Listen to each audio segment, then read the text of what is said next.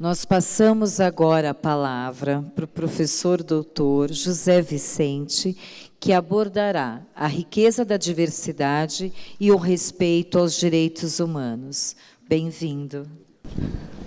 Bem, bom dia a todas, bom dia a todos. Eu quero dizer da minha... Bom dia, gente. Bom dia. Aliás, eu vou pedir licença aqui para a nossa mesa de coordenação e vou fazer uma brincadeirinha com vocês. Nós temos a tradição na nossa querida Faculdade Zumbi dos Palmares de sempre iniciar nossas atividades com um bom dia, uma boa tarde ou uma boa noite a Zumbi dos Palmares, porque a gente diz que todas as vezes que isso acontece, seguramente ele está no meio de nós, né? E falar de educação, falar de liberdade, falar de luta, falar de sonhos, mudanças, transformações, seguramente é uma forma de reviver o que foi a luta e os ideários de Zumbi dos Palmares. Então, a gente sempre faz isso na Zumbi. Eu vou pedir a licença para fazer essa brincadeira gostosa, né, e com isso a gente quebra um pouco o gelo. E lá a gente faz assim, eu falo, bom dia Zumbi dos Palmares, e os meninos respondem, né, bom dia, lá no caso boa noite, né, mas bom dia Zumbi dos Palmares, boa noite Zumbi dos Palmares. Então eu vou dizer bom dia Zumbi dos Palmares, e vocês vão me devolver com bom dia Zumbi dos Palmares. Bom dia Zumbi dos Palmares! Bom dia Zumbi dos Palmares! 10 para todo mundo. Mas, na verdade, fazendo os meus agradecimentos, né, à presidência, à diretoria do Cinesp, pela gentileza de me permitir essa oportunidade de falar com cada um de vocês, e também cumprimentar, não é, pela preocupação de colocar nos trabalhos desse ano, nos trabalhos dessa manhã, nos trabalhos desse encontro, essa perspectiva que, a grande medida, é quase que o desafio que se impõe a cada um de nós na condução e no desejo de fazer as mudanças e as transformações que a nossa educação, que a nossa sociedade, que a nossa cidade precisa. Então, cumprimentar, né, pela sensibilidade e pela preocupação, até porque, como nós estamos vendo, iremos ver, cada vez mais esses dois fundamentos são fundamentos importantes para que possamos alcançar os objetivos dos nossos trabalhos. Então, por conta disso, eu queria fazer dois recortes muito simples sobre essas duas dimensões que, ao mesmo tempo, elas se juntam para se transformar num caminho único, né, que é justamente a diversidade e a diversidade enquanto uma manifestação dos direitos humanos, não é? E talvez um momento e a oportunidade explicita de uma forma bastante definitiva o quanto isso se coloca latente e o quanto que nós teremos dificuldades de cumprir todos os demais objetivos se nós não tivermos um olhar, se nós não tivermos uma atenção e se nós não tivermos mesmo um compromisso de muita profundidade com essas duas dimensões que estão colocadas nas nossas vidas para sempre, né? E aí a gente faz uma revisitação histórica, principalmente nessa perspectiva dos direitos humanos, para entender o quanto ele já era necessário, o quanto ele se coloca como inexorável e a sua atualidade mesmo nos dias que se avizinham, no sentido de permitir que nós cumpramos um fundamento importante desse nosso tempos bicudos, coloquemos assim. Por que isso? Porque, se vocês se recordam, nós vamos voltar lá àquela origem dos direitos humanos, que é ali em 1945, em que, em decorrência da Segunda Guerra Mundial e mais fundamentalmente por conta das ações do nazismo contra os judeus, mas também contra os ciganos, contra os negros, contra todos aqueles que, em grande medida, se opunham àquelas suas pregações. Então, nós tivemos aquele holocausto horrível, terrível, que marcou a nossa vida planetária. E daí vem uma construção para permitir que coisas como aquelas não acontecessem mais.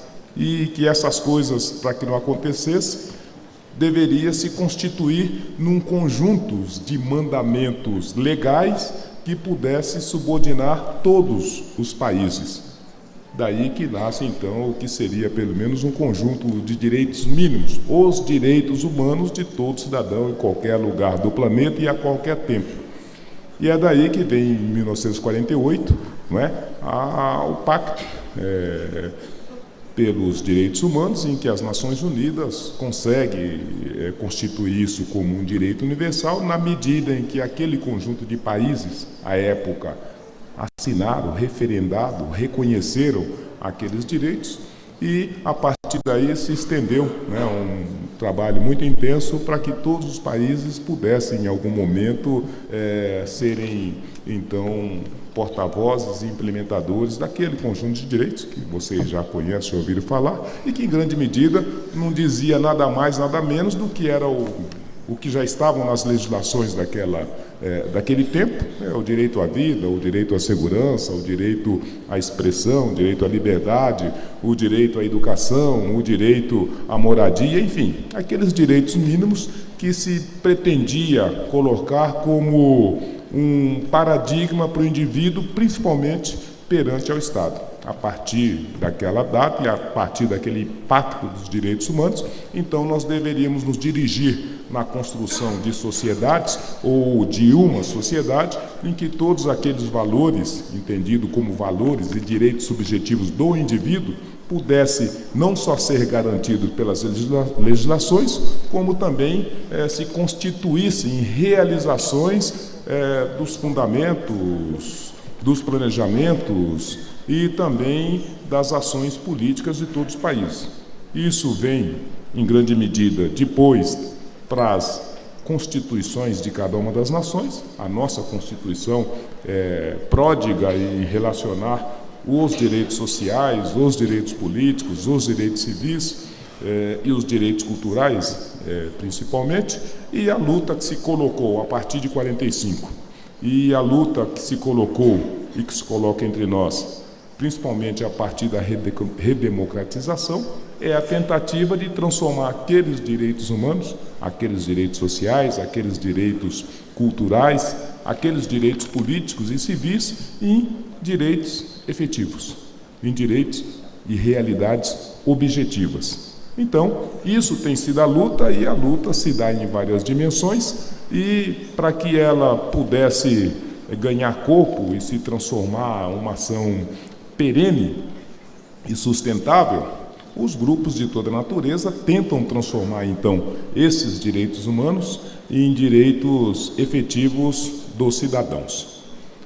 Aqui no nosso país, nós tivemos uma condução que, ao final, não sei a que se serviu ou para que se servia, mas ela acabou distorcendo um pouco esse tipo de compreensão e de pensamento, de modo que a gente conseguiu tingir direitos humanos como uma coisa marginal, como uma coisa pejorativa, principalmente porque ela, numa primeira medida e num primeiro momento, veio na tentativa de garantir ou de se posicionar ao lado daqueles que mais precisavam, ao lado daqueles vulneráveis, daquelas minorias, né? E por uma condução daqueles tempos que elas se opunham e defendia, então, principalmente aqueles que não tinham um direito efetivo a um estado de reconhecimento do status de liberdade, nós acabamos entendendo que defender a liberdade daqueles que precisavam, e que eram, naquele momento, principalmente os presidiários, aqueles que não tinham direito a um devido processo legal, os direitos humanos no Brasil acabou sendo compreendido, ao final, como direitos de bandidos. E, por conta disso, no mais das vezes, levantar a bandeira ou fazer a defesa de todos os direitos humanos, que são todos esses relacionados, passou a ser uma coisa pejorativa, alguma coisa questionável, e quando não, vítimas de oposições e de enfrentamentos e até de agressões de toda a natureza. Então, o direitos humanos no Brasil ganha esse viés e essa característica meio distorcida e negativista, de modo que ele não cumpriu e não cumpre e não tem conseguido alcançar os objetivos que se propunha lá no Pacto Nacional dos Direitos, no Pacto dos Direitos Humanos da ONU de 1948, e que ele também não consegue cumprir nem entregar o que se propunha com a elaboração da nossa Constituição, em que esses direitos, todos eles, foram arrolados como direitos subjetivos do cidadão, né? O direito de liberdade, o direito de expressão, o direito da crença religiosa, o direito à educação, o direito à participação política e o direito, fundamentalmente, à igualdade, não é? E se nós puxarmos pela memória, e se nós ligarmos os canais das televisões, dos televisores, dos celulares, nós vamos perceber que estamos muito longe de tornar realidade aqueles fundamentos, então, universais que se pretendia no sentido de tornar os indivíduos, primeiro, detentores dessa subjetividade e desses direitos.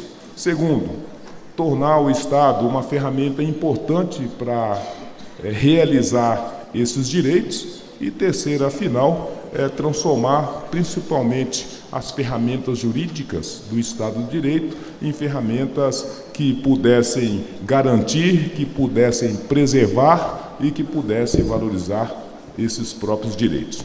Quando a gente puxa um pouco pela memória, ou quando a gente analisa o estado de coisas da atualidade do nosso país, nós vamos verificar o quanto o indivíduo está desnudado desse direito subjetivo na sua prática.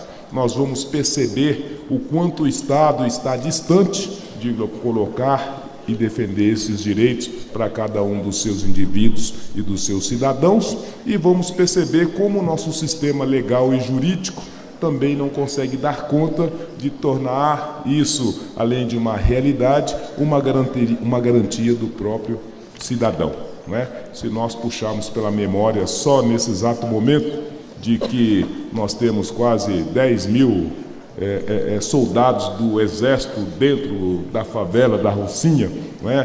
Para entrar em cada uma das casas e tentar traduzir aquele direito humano da segurança, aquele direito humano do direito de ir e vir, o direito humano de ter a sua moradia e ter o acesso público e permanente à educação. Nós vamos perceber essa dicotomia, essa realidade, essa dificuldade e esse desafio.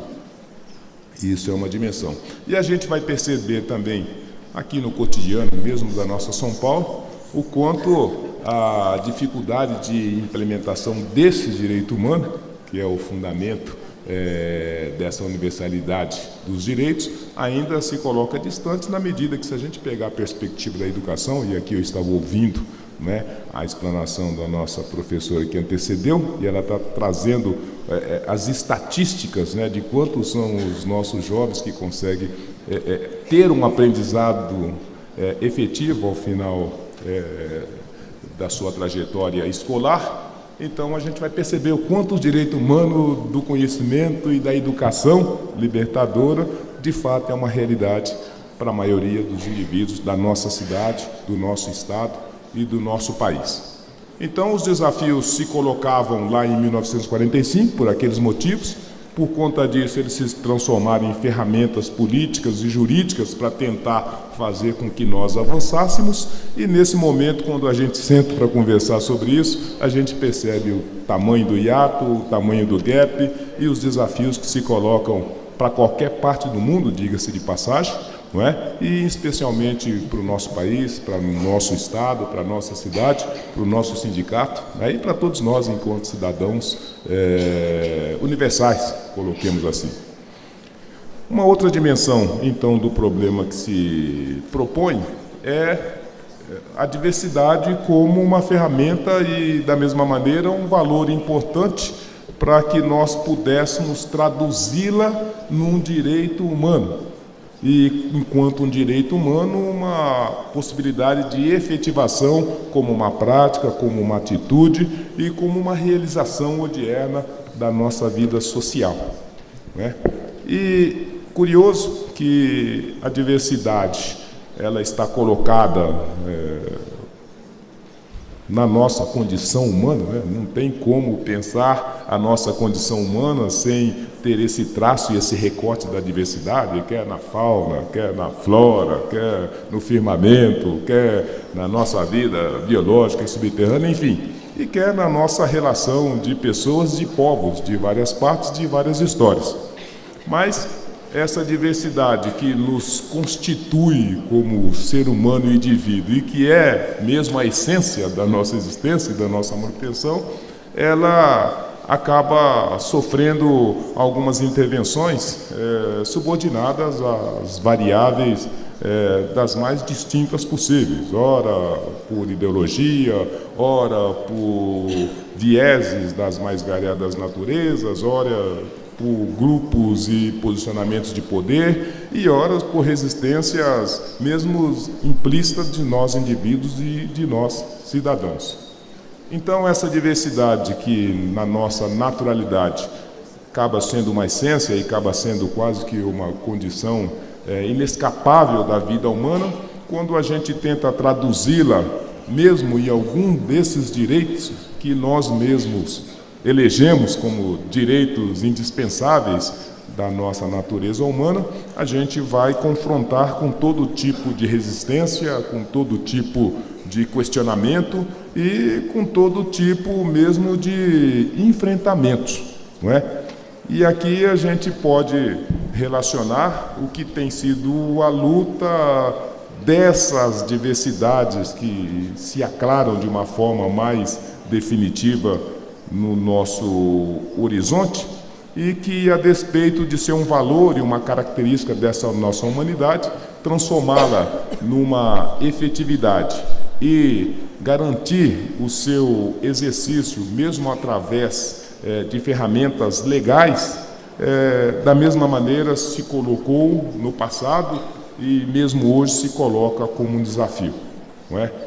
E quando a gente faz, talvez, os 3 recortes mais tangíveis dessa perspectiva, né? Ou a diversidade racial, a diversidade de gênero, a diversidade religiosa, a diversidade cultural, né? A diversidade até regional, a gente vai perceber que, a despeito do seu valor intrínseco, a sua prática e a sua recepção, a sua prática e a sua realização são coisas ainda que exigem não só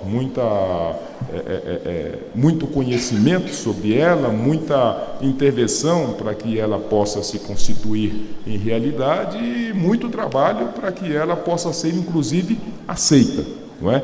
Então, no mundo e no nosso país e na nossa cidade, a luta que tem se colocado é também essa luta de, primeiro, reconhecer que essa diversidade é uma dimensão humana, de nós, seres humanos, de nós indivíduos, que essa diversidade é da nossa essência e nos permite continuar sendo uma manifestação objetiva, seja dessa humanidade, seja do plano espiritual que esteja colocado, né? Mas que, para a prática da vida social, essa diversidade é e precisa ser uma dimensão de reconhecimento de sentidos e implementações igualitárias.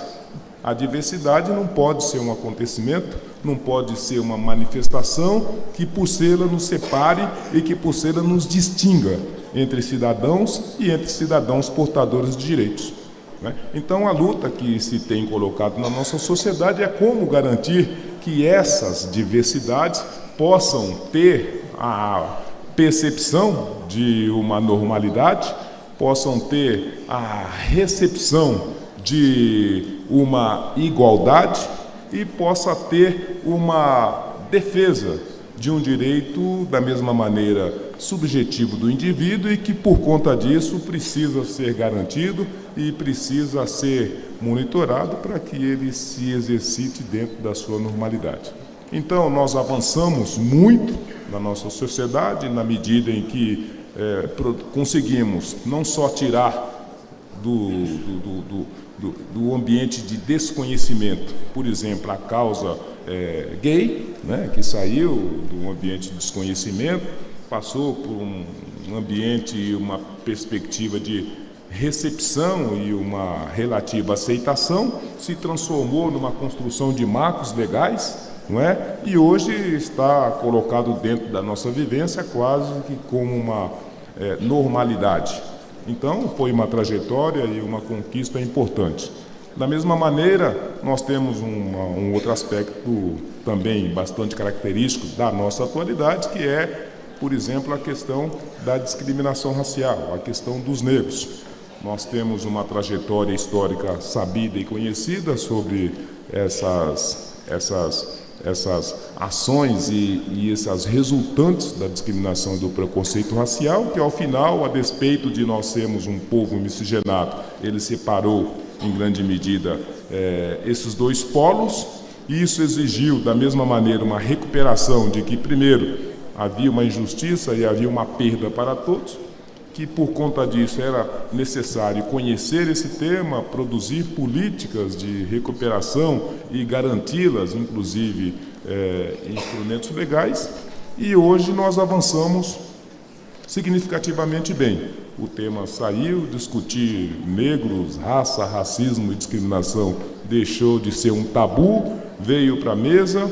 O reconhecimento de que existia os gaps e as necessidades se transformaram em conquistas políticas. As conquistas políticas se traduziram em construção de ferramentas legais, né? Nós temos as leis de cotas, as leis de combate ao racismo, as leis que garantem direitos e que também impedem ações deletérias, e tudo isso permitiu que nós, além de trazer o tema, além de formalizá-lo, nós tivéssemos ações mesmo do Estado e mesmo da educação que colocou esse tema na agenda, não é? E isso diminuiu um pouco a desigualdade, permitiu que nós internalizássemos mais conhecimento e conscientização sobre esse viés da diversidade, e com isso tentamos chegar um pouco mais próximo do que seria um tratamento igualitário que estivesse dentro daqueles fundamentos dos direitos humanos propugnados pelas Nações Unidas e que nós temos encaminhado no sentido de tornar realidade. E, junto com essas duas dimensões, nós chegamos no momento em que se coloca o desafio, primeiro, de seguir adiante e consolidar essas conquistas. Segundo, o desafio de compreender isso como uma dimensão importante da nossa vida pessoal, da nossa vida social, da nossa vida comunitária. E terceiro, permitir que esses fundamentos, que esses sentimentos, que essas realizações possam, ao final, se constituir devidamente num ganho para toda a sociedade, para todos os indivíduos e, fundamentalmente, talvez, para o nosso mundo e para o nosso planeta. Eu acho que todos nós estamos acompanhando aí pelas notícias que nos chegam o que está acontecendo em todo lugar do mundo. Nós estamos construindo muros, nós estamos jogando e lançando as pessoas ao mar, e nós estamos aí prestes a lançar as nossas bombas de hidrogênios para lá e para cá.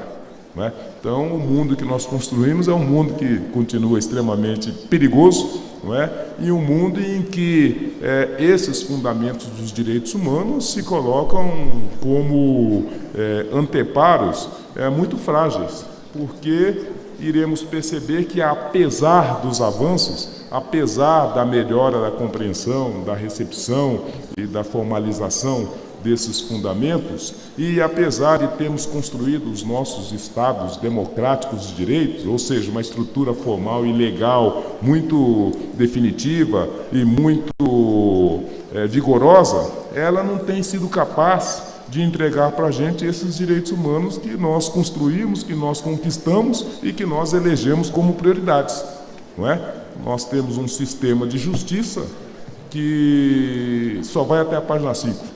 Como diz aí na gíria, se a gente pega, por exemplo, na perspectiva dos direitos humanos, o que é e o que está sendo Guantánamo até hoje, lembrem vocês que Lá na prisão de Guantánamo ainda tem centenas de pessoas que foram presas sem o devido processo legal, em que o seu direito de liberdade, o seu direito de ir e vir, o direito social, o direito cultural se traduziu numa letra morta, apesar de todos os documentos legais, né, e jurídicos dizer que aquilo não poderia acontecer e não poderia se manter, né? E nós temos, da mesma maneira, naquela recepção e condução aos imigrantes que está se dando, principalmente aos imigrantes dos países africanos, um tratamento totalmente oposto ao que determina e o que reconhece aquela lei dos direitos humanos, que diz que os Estados não podem deixar de atender aqueles que chegam naquelas condições por aquelas motivações. Então, apesar da lei e a despeito da lei, nós continuamos com as filas nas creches, né? Apesar da lei e a despeito das leis, nós continuamos chegando com 50% dos nossos meninos nos cursos, principalmente do ensino médio, no final do curso do ensino médio, e nós conseguimos chegar com um nível de educação que nos coloca, né, ali no piso das grandes nações que estão trabalhando fortemente para essa educação. De modo que esses são os desafios que se colocaram, foram por eles que as pessoas se debruçaram lá em 45 para a construção formal dos direitos humanos como um direito universal e que deve e precisa estar disponibilizado para qualquer indivíduo, em qualquer lugar e em qualquer tempo. Foi para isso que nós fizemos a nossa revolução aqui, né? Principalmente essa da redemocratização, construindo uma Constituição que, em grande medida, retratava e também pretendia alcançar esses fundamentos, e foi para isso que nós pensamos uma sociedade em que as pessoas, independentemente da sua raça, da sua cor, independentemente da sua opção sexual, pudessem ter os mesmos direitos, os direitos iguais de poder participar do processo democrático, do processo civilizatório. Não chegamos muito perto ainda, tem muita coisa por fazer, como vocês bem sabem, mas precisamos manter o otimismo da educação na sua capacidade de nos encaminhar para essa direção. De modo que saber que nesse tema, que nesse sindicato e que nesses operadores da educação está colocado o desejo, está colocada a apreensão, está colocada a inquietação de saber de que maneira que podemos constituir isso como um valor importante da nossa vida, da nossa sociedade, do nosso trabalho, é algo alentador. Por conta disso, eu queria fazer esse chamamento aos senhores. Nós continuamos sendo um país extremamente desigual.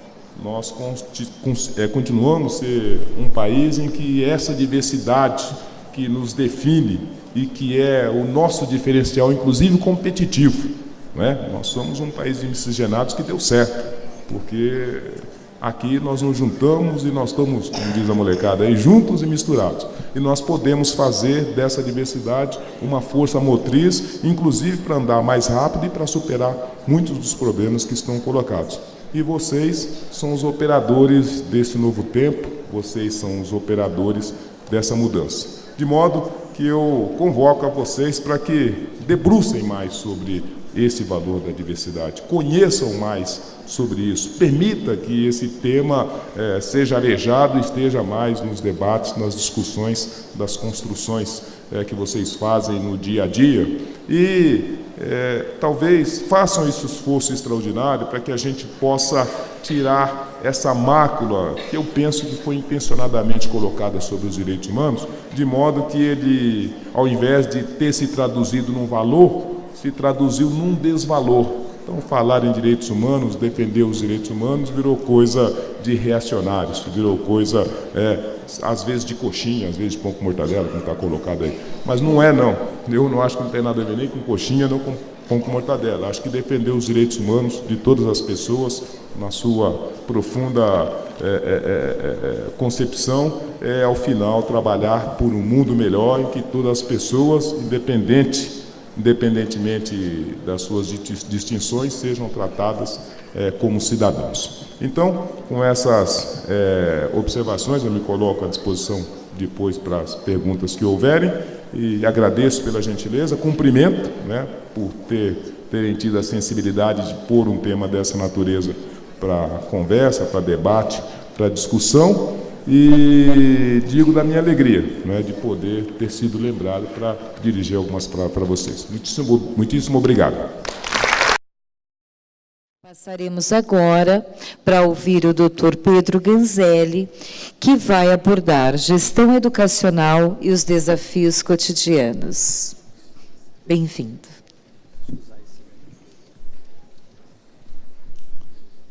Eu também vou pedir licença e ficar de pé e utilizar aqui o projetor. Bom dia a todas e a todos. Quero agradecer o convite, me sinto muito honrado de estar aqui. A temática é uma temática bastante complexa, a gestão educacional, os desafios do cotidiano. Eu vou procurar, evidentemente, trazer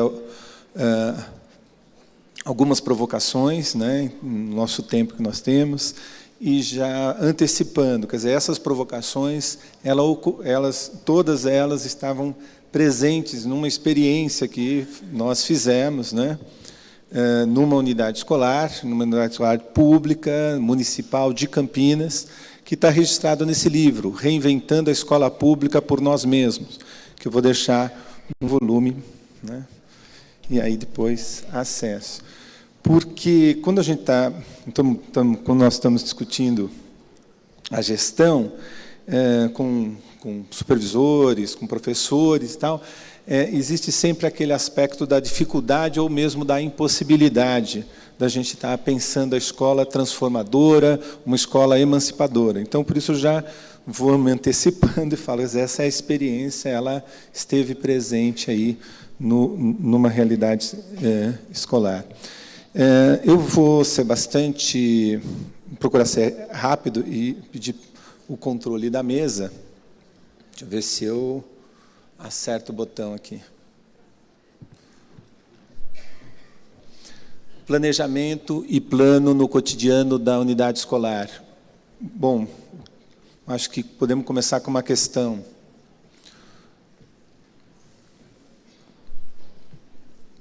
O que antecede o ato educativo? Já foi dito aqui bastante, várias. Né? O que antecede o ato educativo é a nossa visão social de mundo.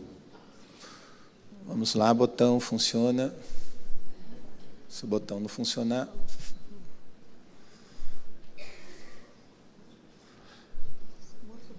Mas o que compõe a nossa visão social de mundo? Eu vou ser bastante breve, dado o nosso tempo. Vamos, botão, funciona. Aí. Bom, né, desde toda a nossa cultura, né, ela vai se constituindo e vai constituindo a nossa visão social de mundo. No âmbito da educação, né, são processos de regulação, instituições internacionais, nacionais, regionais, locais, grupos de interesse, né, ou entre outras forças que influenciam o campo da educação, né. O que importa? Essa visão, se ela antecipa o nosso fazer pedagógico, e de uma maneira bem ampla, né? Fazer pedagógico, aquele que elabora a política, aquele que está dentro da sala de aula, aquele que está fora da sala de aula, aquele que está fora da escola, bom, enfim, né? É da concepção de cidadania, né, que ele vai discutir educação, né? E aí, como é que nós podemos ver essa perspectiva da cidadania? Como consumidor ou como, funciona o botão, sujeito de direito. Né? Se nós temos, nessa perspectiva do consumidor, estou trazendo um autor, o indivíduo goza de certos direitos porque cumpre certos deveres. Obediência às regras coletivas tem, em contrapartida, os serviços prestados ao indivíduo pela comunidade e o indivíduo compra, assim, um certo número de direitos ao se conformar com deveres. Então, tem uma relação, né, de compra, ou melhor, são grupos sociais, quer dizer, diferentes formas de pensar o consumidor, consequentemente, diferentes tipos de cidadão. Na perspectiva do sujeito de direito, o indivíduo tem obrigações e goza de certos direitos, porque obrigações e direitos pertencem a qualquer indivíduo. Os direitos fundamentais, liberdade, segurança, propriedade, não resultam de um mercado privado concluído entre o indivíduo ou seu grupo social e o poder. eles são garantidos ao indivíduo pelo Estado. Né? Então, essas duas perspectivas estão em disputa na nossa sociedade. O Estado mínimo é uma concepção, né? E o Estado mínimo, o Estado como um prestador de serviço, e uma outra perspectiva, estou apanhando aqui dos botões aqui, e uma outra perspectiva, o Estado democrático de direito, que garante direito, como já me anteciparam. O Brasil, na Constituição, é um Estado democrático de direito. Mas o que isso significa? Que o Estado tem que elaborar políticas públicas para garantir direitos sociais. E onde que estão esses direitos sociais? Né? Onde é que está? Artigo 6º da Constituição. E a educação é um direito social, portanto, universal no âmbito, né, de todo o Estado, de todo o território brasileiro.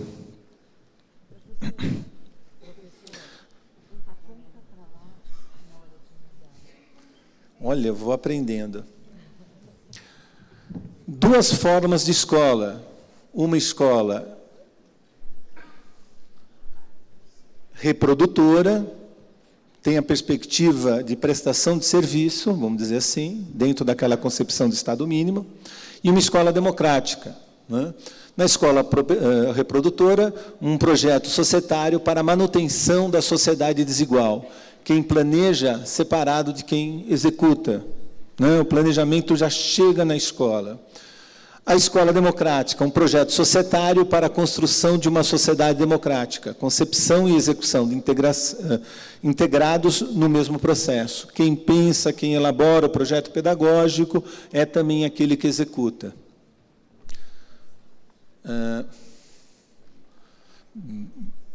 Nessa escola reprodutora, como é que nós percebemos essa escola reprodutora naquela realidade? Um projeto de escola fragmentário, gestão por resultados, modernização conservadora nas relações de poder, uma perspectiva gerencial.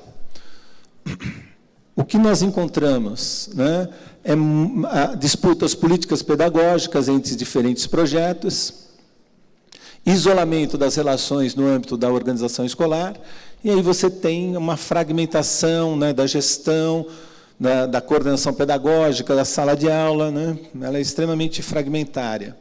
Colocando isso num desenho, né? Então, a cada uma dessas partes, você vai vendo a escola como se fosse um grande mosaico, né? E essas partes, tem pouco diálogo, né? E, às vezes, quando tem o diálogo, há um diálogo conflituoso. Bom, essa escola, ela serve para a reprodução dessa sociedade desigual. Ela é organizada para isso. Né? Quanto mais fragmentário, mais uma dificuldade da noção de conjunto, mais uma dificuldade de você, né, organizar um projeto coletivo. Vamos numa proposição de uma escola democrática, né?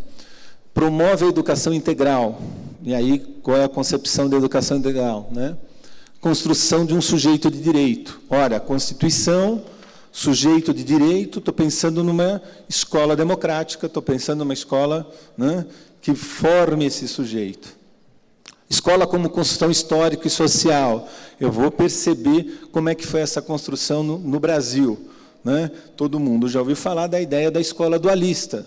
Né? Uma escola, uma organização da nossa escola brasileira, né, que tem essa divisão, né, entre as diferentes classes sociais, grupos sociais. Organização. Não vou pensar a organização, quer dizer, vou pensar a organização como uma interação entre pessoas, entre sujeitos. Né? Então, ganha uma outra perspectiva. Dado o nosso tempo, eu estou indo bem, procurando ser bem rápida. Como é que eu estou concebendo a escola, então?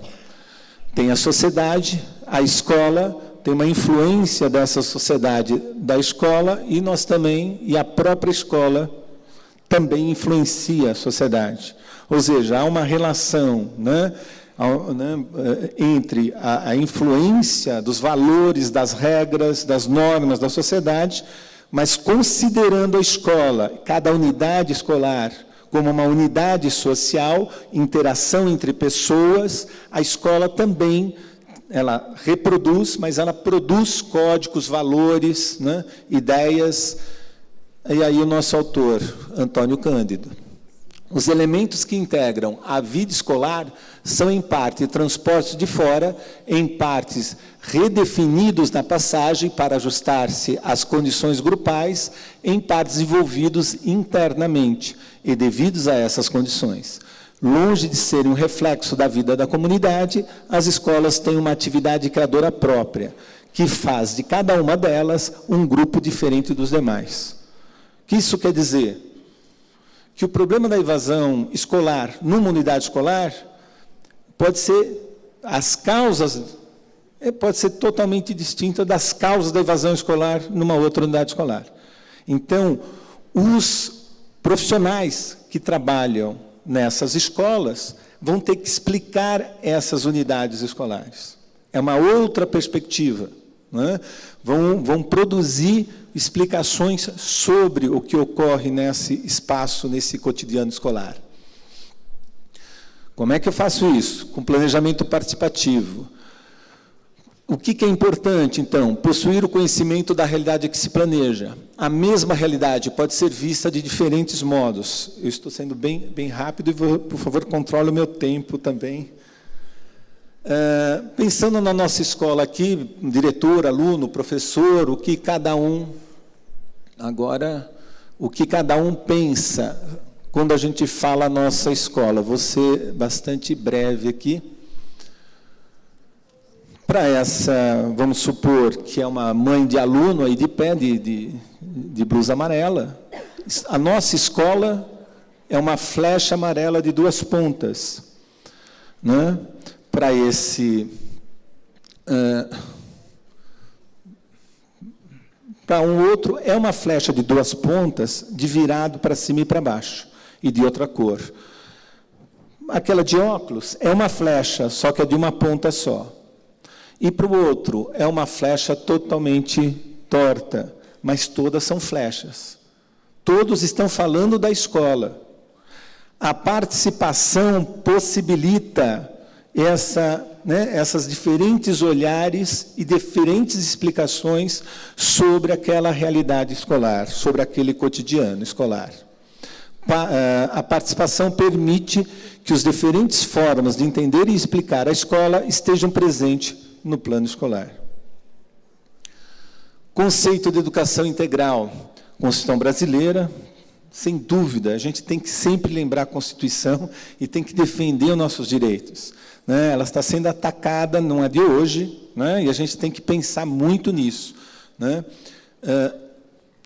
Artigo 205. A educação, direito de todos e dever do Estado, da família, será promovida, incentivada com a colaboração da sociedade, visando, aqui que está o conceito de educação para todo o Brasil, visando ao pleno desenvolvimento da pessoa, seu preparo para o exercício da cidadania e sua qualificação para o trabalho. Vamos pensar um pouco o que isso significa? Agora, pleno desenvolvimento da pessoa, desenvolvimento físico. Agora eu vou precisar da ajuda do Matheus. Matheus está aí? Eu que levantei essa ideia junto com os colegas lá naquela unidade escolar. O que é o desenvolvimento físico? Promover a educação física, promover jogos esportivos, promover o desenvolvimento corporal, dança, teatro, gincana, ou seja, a consciência do corpo, enfim, em todas essas dimensões. Uma escola tem que atender a isso. Vamos lá? Desenvolvimento intelectual. O que seria o desenvolvimento intelectual? Educação deveria garantir transmissão do conhecimento historicamente produzido pela humanidade, produção de novos conhecimentos, trabalho criativo, pesquisa como princípio educativo, integração do processo de ensino e aprendizagem, o trabalho interdisciplinar ou qualquer outro termo, esse é que nós utilizamos lá. Vamos em frente? Preparo para o exercício da cidadania, toda escola deve atender ao preparo para as exigências da cidadania. Desenvolvimento político, promover a autonomia da pessoa, o livre-arbítrio, promover a participação política na tomada de decisões, no sistema, nas redes, na escola, quer dizer, não só na unidade, né? Promover a vida democrática da educação, nas relações pessoais, nas atividades sociais, né? Nas convivências, enfim. Promover a formação do governante em potencial. É desenvolver a cidadania. Então, toda a escola tem que atender ao desenvolvimento político. Vamos em frente? Qualificação para o trabalho, desenvolvimento da humanidade. Qualificação para o trabalho, estou considerando o trabalho não como mercado de trabalho, mas mundo do trabalho, é diferente. Trabalho, ação consciente dos seres humanos na transformação da natureza. Trabalho como praxis, que possibilita criar e recriar, não apenas no plano econômico, mas no âmbito da arte e da cultura, linguagem e símbolos, o mundo humano como resposta às múltiplas históricas necessidades. Não dá para resumir trabalho a emprego. Vamos em frente, agora segue aqui. Educação, olha que eu peguei o conceito de educação do artigo 205 da Constituição. E aqui eu estou considerando integral. Será que as nossas escolas atendem ao artigo 205? Essa é uma pergunta. O nosso cotidiano, como é que a gente pode estar organizando o nosso cotidiano escolar para atender o artigo 205?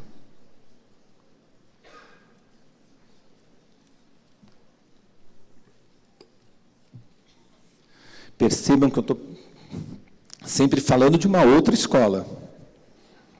Não é essa escola das bases nacionais comum curriculares, como foi dito. As bases não atendem a educação integral, né? É uma outra escola que faz uma convivência da diversidade, é uma escola democrática, por isso que eu estou considerando o termo democrática. E aí você planeja essa escola no dia a dia. É uma pergunta que eu sempre faço, né? Qual a diferença entre planejamento e plano? Né? O conceito de planejamento, enfim, processo de organização do trabalho individual e coletivo, que pensa o passado, o presente e especialmente o futuro. O processo de planejamento, organizar, acompanhar e revisar criticamente. O antes, o durante e o depois. Para a gente poder ir finalizando, o antes, durante e depois, do quê? Da ação. 200 dias letivo, antes, durante e depois. O plano, um documento que apresenta as decisões tomadas, e são decisões, né? Então, o projeto político-pedagógico, por exemplo, naquela escola, vou ser aqui bastante breve no relato, né? Aquela escola, eles colocaram que a concepção naquela escola era sócio-interacionista, mas a prática do dia a dia não tinha nada a ver com sócio-interacionismo. Então, os gestores, né, a orientadora pedagógica, falou, não, então vamos tirar isso do plano, vamos colocar aquilo que realmente é a escola. E aí começou um debate muito grande sobre, né, que de fato ocorria na escola. Diagnóstico, objetivo, programação, avaliação, ou seja, existe uma estrutura técnica a qualquer documento, né? E isso não deixa de ser democrático. Instrumento de referência coletiva para o trabalho escolar, que vai gerar uma identidade coletiva. Todo esse debate que teve sobre a concepção foi gerando uma identidade coletiva, um explicar sobre a escola. A educação integral, uma construção, né, da identidade coletiva. Alguns elementos, né, formação de um sujeito de direito, desenvolvimento físico, sempre lembrando, desenvolvimento intelectual, desenvolvimento político, qualificação para o trabalho. Isso deveria ocorrer no sistema, nas redes, nas unidades, enfim, em todos os espaços. Essa ideia que nós traçamos lá caminha por aí. A gestão de uma unidade escolar é um trabalho complexo, pois ali é o espaço do passado, do presente e do futuro. Do passado, pois carrega as marcas históricas de uma sociedade e de cada sujeito envolvido no processo, visão social de mundo, né?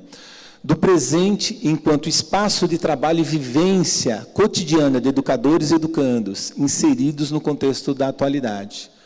E, principalmente, né, do futuro, na medida em que participa ativamente na formação do homem, da mulher, de amanhã. Processo de reflexão, que nós chamamos lá, esse processo de construção de um cotidiano transformador, emancipatório, um processo de reflexão, ação e reflexão. Constantemente nós estamos propondo, né, executando aquilo que nós tínhamos proposto e analisando aquilo que nós acabamos de fazer. Por exemplo, tínhamos que fazer um levantamento, fizemos um evento, fazer um levantamento. A primeira coisa que falaram assim, vamos pegar um modelo. Eu falei, não, vamos fazer o nosso. Porque se der qualquer problema, nós somos os autores, nós conseguimos alterar e sabemos por que deu certo e por que deu errado. Foi esse caminho que nós fizemos. Ponto de partida e chegada, as condições concretas do trabalho na organização escolar, aprendizagem organizacional, nós fomos aprendendo a organizar a escola, no processo de conscientização dos sujeitos em relação ao seu fazer pedagógico, não separação entre concepção e execução, acabei de dar um exemplo, uma formação técnico-política. A ideia do técnico é a ideia assim, bom, alfabetizar. Bom, o que trata socio-interacionismo? Nós sabemos direito o que se trata? Não, então vamos estudar. Não há problema não saber. O problema é a gente tem que estudar. E aí nós íamos estudar. Então, essa ideia da formação técnica e política, né, a capacidade de explicar a realidade escolar, a escola como uma unidade social, já retomando Antônio Cândido, né, o trabalho docente e discente, ação consciente sobre a natureza, ou seja, uma perspectiva de humanidade. Né? A gente está pensando a formação, né, humana. Para frente.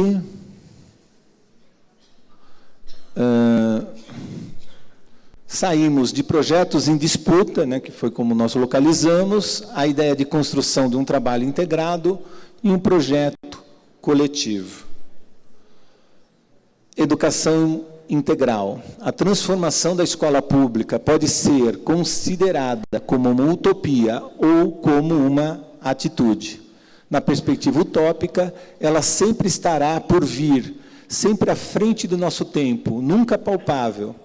Se a concebemos como uma atitude, a transformação incorpora-se no nosso ato pedagógico, em nosso trabalho do dia a dia. Dito de outra forma, a minha ação como educador provoca transformação.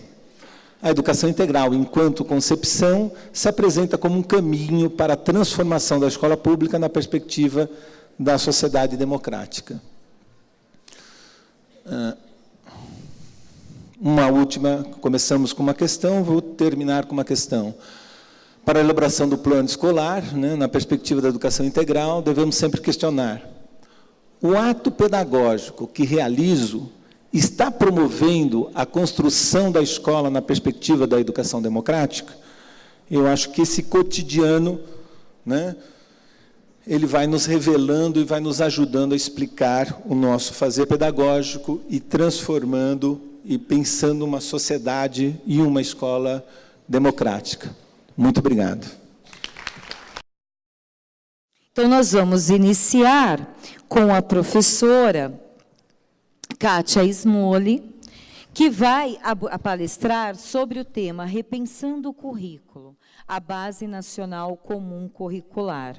Seja bem-vinda, a palavra é sua. Obrigada.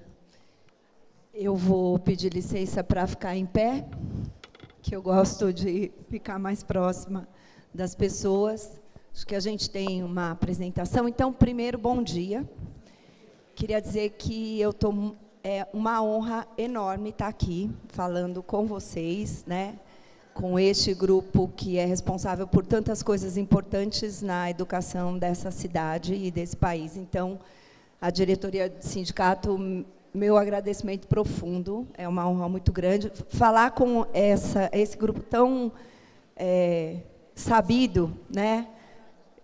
Junto, eu até brinquei e falei, a sorte é que eu vou ser a primeira, porque falar depois de cada um deles, vocês imaginam que é uma responsabilidade muito maior. Então, muito obrigada mesmo. Eu quero contar do lugar de onde eu falo. O lugar de onde eu falo é alguém que está militando há muito tempo na educação. Minha área de conhecimento primeira é matemática, mas eu tenho participado de muitas discussões a respeito do currículo e trabalhado muito com currículo ao longo do tempo. E aí, então, eu tenho me dedicado a estudar as coisas da base e as implicações que elas vão trazer para a escola. Eu não escrevi a base, então, eu não sou do Ministério da Educação, e eu sou uma estudiosa desse tema, e a Emília e eu temos trabalhado juntos, né, Emília? Juntas, discutindo essa questão, porque ela é uma questão candente aí nas escolas, né? Então, quando eu pensei na conversa para hoje, eu pensei em não trazer... Vocês já sabem bastante. Eu tenho visto que as secretarias municipais...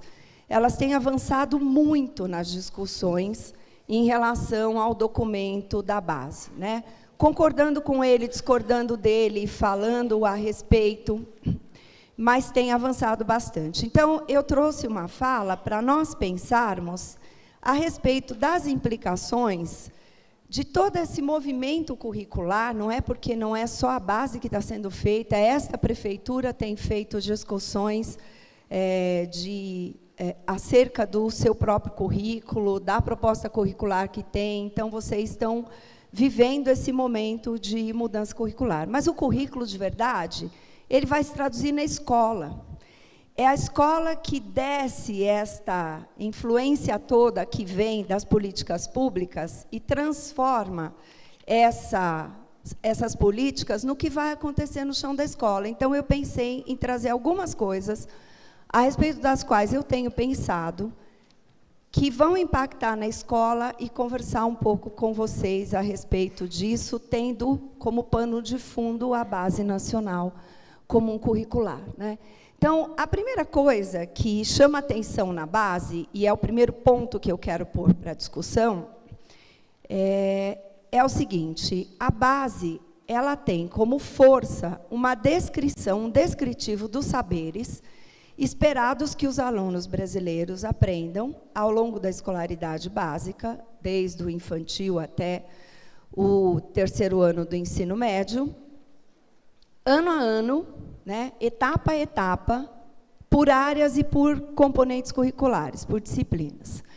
E isso tem chamado muito a minha atenção. Em todos os lugares que eu vou, aos quais eu vou trabalhar, falar da base, eu tenho visto que é o primeiro lugar que as pessoas olham para a base. São as tabelas de conteúdo, as listas de conteúdo. E aí já vai meu primeiro alerta para contribuir para a reflexão que vocês estão fazendo. Eu não dedicaria o maior tempo para isso. Eu tive a oportunidade de ler, né, por força da necessidade de conhecer. Eu já tenho visto toda a discussão que vocês têm feito a respeito da educação integral, do desenvolvimento integral das crianças e dos jovens que estão nas suas escolas. E a base tem um link com isso. Ele pode não estar perfeito, às vezes não. Eu tenho certeza que muitas coisas que estão nos documentos que vocês já têm nas escolas municipais vão até além do que a própria base.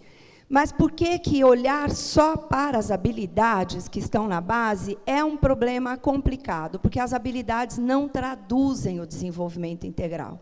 O discurso que está no documento introdutório da base, que fala do desenvolvimento integral, que fala a respeito daquilo que as crianças e os jovens precisam desenvolver lá nas competências, ele não se traduziu nos objetivos. Os objetivos, as habilidades que estão descritas na base, em todas as áreas do conhecimento, com raríssimas exceções, eles são conteúdo. E aí nós vamos ter uma diferença grande, eu vou falar um pouquinho mais a respeito disso já já, na visão da educação infantil e na visão depois do ensino fundamental e médio, que nós ainda não sabemos muito bem como vai ser, porque, como todo mundo aqui sabe, a base do ensino médio não está feita. Então, eu preciso me atentar não só para a lista dos descritivos dos saberes, mas para toda a preocupação que a base tem, ainda que de um jeito que precisa ser aperfeiçoado, com o desenvolvimento integral, que é onde tem muito link com vocês. A outra coisa, por que eu não preciso e não devo, e não é o que vocês farão, eu tenho certeza, copiar o que está na base? Porque a base não é o currículo. A base é um pedaço muito pequeno do currículo. Ela, por ser um descritivo de saberes, ela compõe uma parte do currículo, mas não é o currículo todo, e ela não vale como currículo para todo o território nacional. Ela vale como esse descritivo de saberes. Porque em cada lugar desse país, nós vamos ter, por tarefa, traduzir esse descritivo de saberes, esse documento de intenção, num currículo. E aí eu trouxe uma imagem do Rimeno Sacristã, para nós pensarmos o que é um currículo, né? O currículo é muito maior do que uma base. E por que eu fico insistindo com todo mundo que, mesmo a Prefeitura de São Paulo, ela faz uma proposta curricular, mas que, de verdade, quem traduz o currículo e executa o currículo é a escola, no seu projeto político-pedagógico. Porque, se vocês olharem, para ter um currículo, nós vamos ter o currículo como a cultura da escola. Os principais autores de currículo, eles definem o currículo como uma coisa que está embrenhada na escola, e tem a ver com essa cultura. Então, o jeito como você organiza o seu tempo, como é que você distribui as suas aulas, quanto tempo os alunos da educação infantil têm para brincar, o que vai acontecer com a avaliação, como é que você avalia. É óbvio que você vai beber, né, vai se influenciar pelas políticas públicas. Mas olha onde as políticas públicas estão. Elas estão externas ao currículo da escola, né?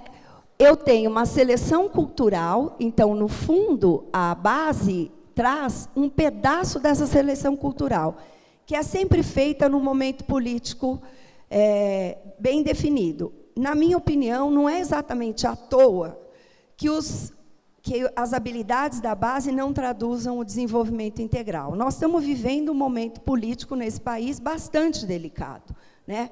De vez em quando, você tem até uma preocupação séria com o futuro, mas é um recorte cultural, não cabe tudo.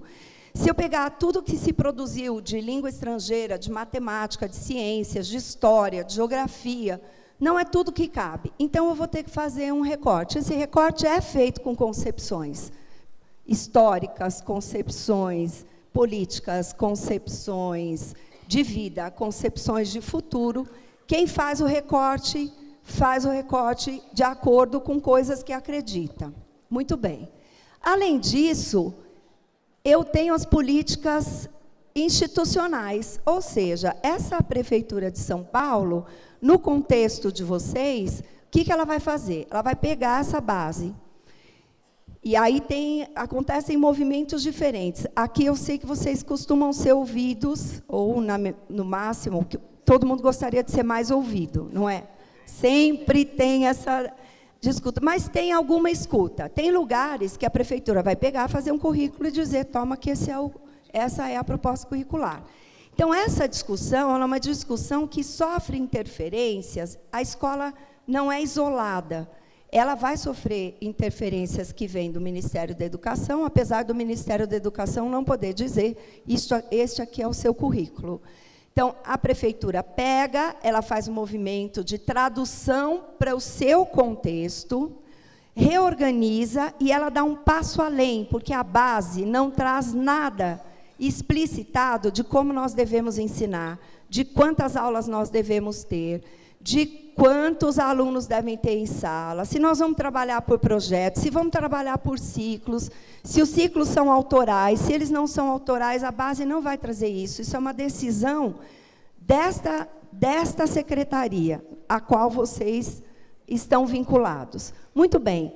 Só que, embora eu tenha essas pressões, tem outras pressões. Eu vou ter concepções curriculares, opções políticas, eu vou ter como é que eu penso a psicologia da infância, a epistemologia da aprendizagem, se eu sou uma escola que se organiza por projetos ou não, se eu sou uma escola sem paredes, porque eu acredito que as crianças e os jovens precisam cada vez mais ter autonomia de trabalho, todas as coisas que eu acreditar, elas vão, externa e internamente, elas vão se fundando naquilo que depois é o currículo da escola.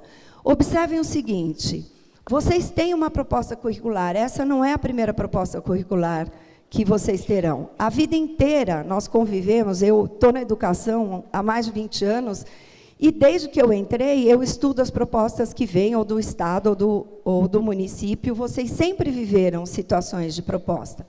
Nós fazemos na escola, ipsis literis, o que está na proposta curricular? Nós fazemos na escola, ipsis literis, o que estava nos parâmetros curriculares? Nunca fizemos, não é? Por quê? Quem me diz por quê?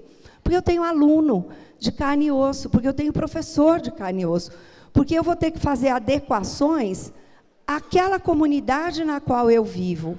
Por isso que eu não posso ter ninguém me dizendo quais são os projetos que eu vou fazer com as crianças de 4, 5, 6, 7, 8, por aí afora, porque existe uma realidade, o currículo aterriza na escola, e é ela que faz coisas para este currículo ser personalizado. Então, o espaço de personalização que nós temos é grande na hora que a proposta curricular aterriza na escola, porque aí nós vamos traduzir isso para a nossa realidade, para o nosso contexto. Tem coisa que não dá para mexer, que é da legislação. Esta secretaria diz quantas aulas de matemática eu devo ter ao longo da escolaridade. Eu acho que devia, viu, Renata, ser 24 horas de aula de matemática. Eu sempre falei isso quando você era minha aluna, né? Então, mas ninguém ainda me ouviu, viu, Renata? Graças a Deus. Gente, eu não gostei dessa observação. Muito bem. Essa proposta, ela também precisa ser olhada, eu já vou terminar, ela precisa ser olhada, porque ela está, pela primeira vez, dividindo o ensino fundamental, dos anos iniciais aos anos finais, em áreas do conhecimento. Uma coisa que me parece ter atendido uma necessidade pré-ensino médio, mas que, de verdade, soa meio estranho, porque nós vamos ter a área de linguagens, né, com língua portuguesa, arte, educação física e língua estrangeira a partir do 6º ano, que é uma área. História e geografia compõem outra área. Mas matemática e ciências ficam isolados. Eu sou muito contra esse isolamento, especialmente da matemática. Eu acho que a gente devia ter uma área só, ciências e matemática, né? O que não significa que cada disciplina perderia sua especificidade, mas elas são disciplinas afins. Então, eu posso ter essa liberdade? Posso. De repente, na escola, eu vou articular melhor esse trabalho. Outra coisa que ainda me preocupa e que eu quero falar com vocês, que eu quero que vocês tenham atenção, vamos ver se eu consigo me expressar. Emília, porque eu já pensei mais desde aquela vez que nós conversamos. Eu tenho pensado assim, quando você é um professor formado na licenciatura de pedagogia, você é um professor cuja formação tem o coração na didática e na forma como a criança aprende. Então, é muito mais forte a forma de dar aula na formação do professor de pedagogia do que no conteúdo e como a criança aprende. Nós que somos formados na licenciatura específica de cada uma das disciplinas, das áreas, nós somos formados fundamentalmente focados em um aspecto. Qual é? Conteúdo. E nós estamos com uma base que tem uma dicotomia que não superou, dizendo melhor, esta dicotomia da formação inicial. Então, nós estamos com uma proposta de educação infantil super centrada na didática e na educação, ou nas características que essas crianças têm na infância, nesta infância da educação infantil, e quando vamos para o fundamental, desde o 1º ano, o foco é conteúdo. esse é um aspecto que eu acho que a Emília pode até falar melhor do que eu, mas é um aspecto a ser muito cuidado, porque a criança do 1º ao 5º ano ainda é criança, e essa criança não está considerada plenamente na base. Assim como a criança, especialmente de 4 e 5 anos, existem aprendizagens esperadas a serem feitas. Elas não precisam ser teóricas, elas não precisam ser tão duras e rígidas, mas ainda existem aprendizagens esperadas, e elas estão fragilmente definidas na base. Então, você tem uma base que acentuou ou que concordou com uma dicotomia que precisa ser mudada. E isso, no currículo da escola, eu vou ter que cuidar. Por quê? Porque nenhum currículo é feito, nenhuma aula é dada sem eu pensar em 3 elementos. Fundamentalmente, além desses outros que eu já falei, dos aspectos políticos, conceituais e tal, que são o que eu vou ensinar, para quem eu vou ensinar e como eu vou ensinar. E aí, já que a base é um descritivo de saberes, e esses saberes estão descritos acentuando uma dicotomia, que põe foco no conteúdo a partir do 1º ano, e põe foco na didática e na criança, na educação infantil, vai caber à escola fazer uma tradução que modifique essa visão, se ela não for modificada no documento final, quando o CNE fizer as suas considerações. Eu não sei se eu fui clara na minha preocupação. Sim? A outra coisa que me preocupa é esta divisão por uma faixa tão grande, né? 1 ano e 7 meses a 3 anos e 11 meses é a faixa do meio. 0 anos até 1 ano e 6 meses é a primeira fase, e 4 anos a 5 anos e 11 meses, a segunda fase. Eu tenho me preocupado. Eu tenho um neto, eu precisava falar isso para vocês, né? Mas eu tenho um neto, ele está com 2 anos e 5 meses. Quando ele fez 2 anos, ele era uma criança que quase ainda não falava, em função da fase natural do desenvolvimento. 5 meses depois, o Pedro Henrique é outra criança, com muito mais vocabulário, né? Outro dia eu cheguei no quarto, falei, Pedro, vamos ler história? Ele foi lá, escolheu o livro, sentou, e ele falou, Pedro, lê. Falei, então tá, o Pedro lê. E ele abriu o livro e foi contando do jeito dele a história. Ele não fazia isso com 2 anos. Então, esse é um outro cuidado. Eu não estou dizendo que nós precisemos levar para a educação infantil um estabelecimento de séries, como nós temos mais para cima, mas nós precisamos cuidar, porque eu não sei se uma faixa etária tão grande dá conta de olhar as especificidades que as crianças têm, especialmente nesses 2 últimos grupos, nos quais, em pouco tempo, as crianças mudam muito. Então, isso é um olhar para o qual eu também dedicaria tempo. Então, a BNCC, ela vem do governo federal, os estados e municípios vão fazer os seus currículos, as suas propostas curriculares, e as propostas pedagógicas finalizadas vão caber à escola. Tem muita margem de manobra. Se fugir coisas, ou se aparecerem coisas com as quais nós não acreditamos, nós podemos fazer mudanças. Eu queria empoderar a escola. Eu não sei se eu estou conseguindo passar essa visão. A escola tem muito poder. E as equipes de gestão têm o poder de conduzir os professores numa elaboração democrática de uma proposta político-pedagógica que tenha força e que seja apropriada por todo mundo, trazendo as distorções, mudando as distorções que eventualmente ainda vierem. Por último, eu queria falar para vocês só de 4 itens.